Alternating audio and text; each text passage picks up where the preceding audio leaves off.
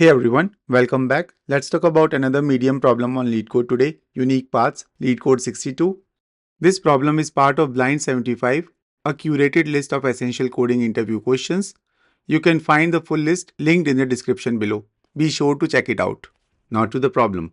In this problem, we are given an m into n grid with a robot initially located at the top left corner which wants to move towards its destination, which is bottom right corner. And at any point, robot can move in only two directions, right or down. Now given the two integers m and n, which are number of rows and columns in the grid, our task is to calculate number of unique paths the robot can take to reach to the bottom right corner. For example, for m equal to 3 and n equal to 7, the answer is 28.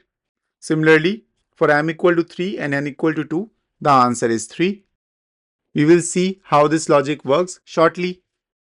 Now in terms of solution, one of the naive approach to solve this problem will be to explore every cell in the grid. And for any cell, we will have two choices. Either to go towards right, which reduces the problem to finding paths from the next column to the destination, or go down, which reduces the problem to finding paths from the next row down towards the destination.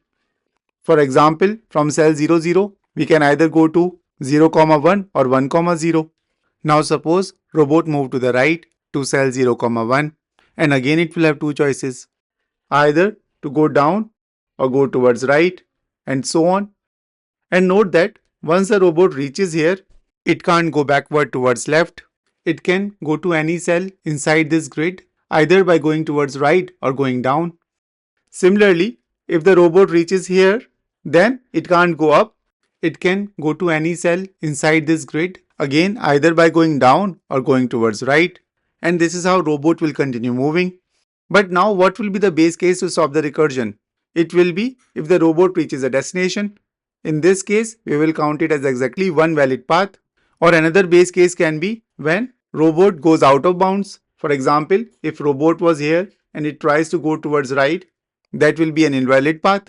Hence, we will count 0 in this case.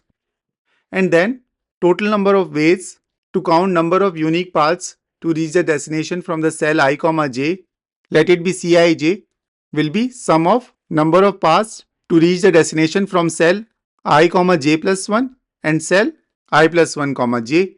So the paths from I, j to the destination are simply the sum of the paths obtained by moving down and right. Here is a quick code walkthrough of the algorithm we just talked about with Java code on left and Python on right. We start the DFS from the top left corner, that is cell 0, 0.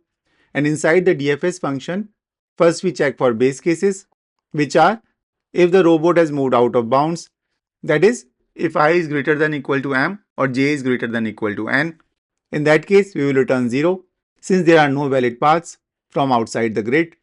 Otherwise, the next base case is if the robot has reached the destination, that is I is equal to m minus 1 and j is equal to n minus 1.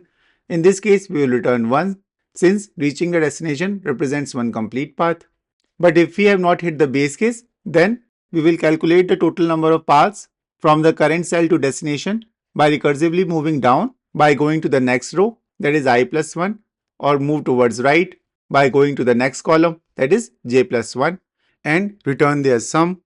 Now the time complexity of this approach is O of 2 to the power of m plus n, because maximum depth of recursion is m plus n. As for each cell I, j, there are two recursive calls possible, where we either go down or move towards right. And for a grid of size m into n, the recursion explores paths down to all cells with m minus 1 moves and right to all cells with n minus 1 moves, making it total of m plus n minus 2 moves, which is roughly m plus n moves. And for each recursive call, we have two choices. Hence, the overall time complexity will be O of 2 to the power of m plus n, and the space complexity will be proportional to the depth of the recursion, which is m plus n, and hence the space complexity is O of m plus n. And now if you observe carefully, we have repeated calculations of overlapping subproblems. For example, we can reach cell 1, 1 from cell 0, 0 either by going towards right and then coming down, or we go down first and then take right. But once we reach cell 1, 1, it doesn't matter how we reach from 1, 1 to the finish line. total number of paths from 1, 1 to the destination will always stay the same. But during our recursion, we will be calculating this value multiple times, and same is true for multiple cells in the grid, resulting in exponential time complexity. So to fix this, we can cache the results. So rather than recomputing the result of the cells I, j over and over, we cache a result the first time, we compute them and store it in the hash map or a 2D grid. For example, here we create a 2D table called memo of size m into n to store all the intermediate results. Now during the DFS, after checking the base cases and before computing the results for I, j, we will check whether the result already exists in the memo table.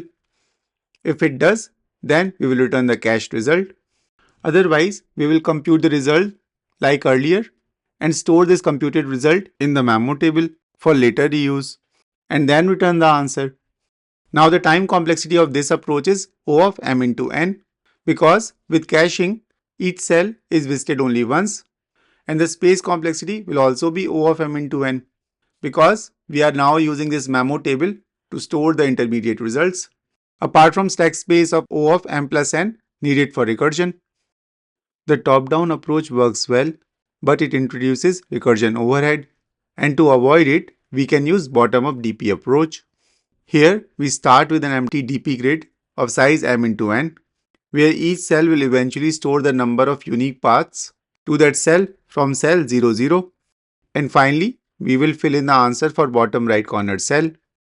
Now, robot starts at cell 0, 0 and it has two options, either to move right or go down.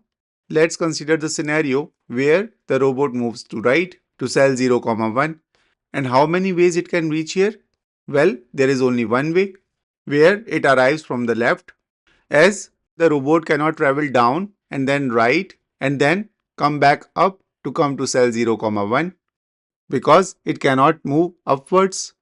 And the same logic applies to the whole of first row, as each cell in the first row is reachable via only one path, which is by continuously moving rightwards, as the robot cannot return to the earlier cells in the row. And now let's consider robot moving down to cell 1, 0. And how many ways it can reach here? Again, there is only one way, which is arriving from top, as again robot cannot travel towards right, then come down and then move to the left to come to the cell 1, 0, as going left is not allowed. And same logic applies for the first column of the grid, as each cell in the first column is reachable via only one path, which is continuously moving downwards, as the robot cannot return to the earlier cells in the column. Now the base cases of the grid are completely filled, using which we can fill in rest of the grid. Starting from cell 1, 1. Now we can come to cell 1, 1 either from the top or from the left, because robot can either move down or towards right. So to compute the total number of unique paths to 1, 1, we simply sum up the number of paths from these two directions, which is 1 plus 1 equal to 2. And we can also logically visualize that there are only two paths, where say in first path, robot reaches 1, 1 by either going right and then down, or in the second path, it goes down first and then takes right. Hence, the total number of paths to come to cell 1, 1 will be equal to 2. Continuing calculating paths for rest of the grid, for this cell it will be 1 plus 2 equal to 3. Similarly, for this cell it will be 1 plus 3 equal to 4, and so on for the remaining cells in the second row. And similarly, let's fill in the last row. And finally, for the finished cell, the answer will be 21 plus 7, that is 28. Meaning there are 28 unique paths from cell 0, 0 to finished cell 2, 6. And now the time complexity still stays O of m into n, as we are doing a single computation per cell. And in terms of space complexity, it will be O of m into n as well, as we are using DP table of size m into n. Here is a quick code walkthrough of the algorithm we just talked about, with Java code on left and Python on right. First, we create a DP grid of size m into n to store the number of unique paths to reach cell I, j. Initially, all cells are set to 0. Now we will fill in the base cases, where for the first column, all the values are set to 1. because there is only one way to reach any cell in the first column, by moving only downwards from the start. Similarly, all the cells for first row are set to 1 because there is only one way to reach any cell in the first row, which is by moving only rightwards from the start. Now we will fill in the rest of the grid iteratively using the nested loops, starting from row and column equal to 1. And for each cell I, j, the number of unique paths to reach it is sum of unique paths to reach the cell directly from above it and the cell directly to its left. And in the end, once the grid is filled, the total number of unique paths from top left corner to the bottom right corner will be stored in dp of m-1 and -1, which we will return as our answer. And now, while the bottom-up dp approach with a full m into n grid works well, it uses O of m into n space for storing the paths for all cells. However, if we closely observe the grid, say we are filling in this row, then we only need the values of the previous row and the current row at any given time to compute the solution for the next row. For example, if you are calculating the number of paths for cell 1, 2 in row 1, then you can rely on the values directly from above, which is in row 0, and the cell directly to its left, which is in the current row. And this holds true for the columns as well.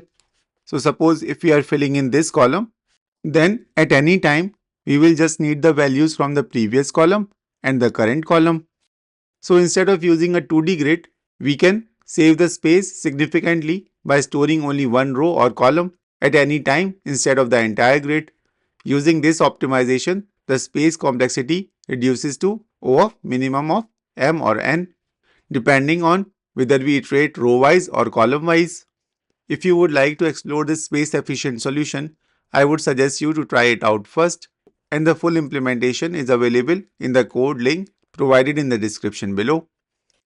And again the question is, can we do better? And the answer is yes. In terms of space, we can be even more efficient using just O of 1 space if we use combinatorics.